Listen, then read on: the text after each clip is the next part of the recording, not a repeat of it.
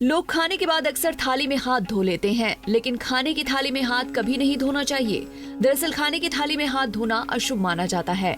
थाली में हाथ धोने से उसमें बचे हुए अन्न का अनादर होता है। भोजन की थाली में हाथ धोने से माँ लक्ष्मी और अन्नपूर्णा नाराज होती हैं और घर में दरिद्रता आती है। शास्त्रों में भी अग्नि को मुख्य देवता माना गया है।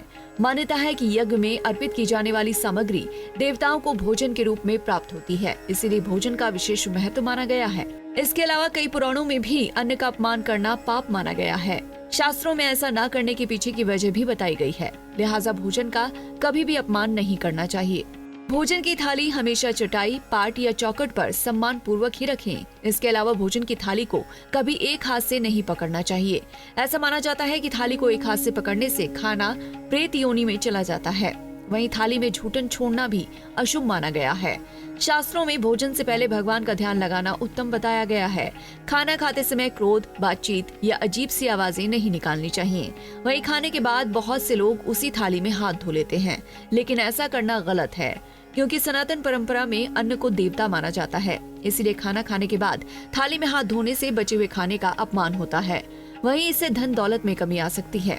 इसलिए खाने के हर दाने का सम्मान करना चाहिए और थाली में खाना नहीं छोड़ना चाहिए।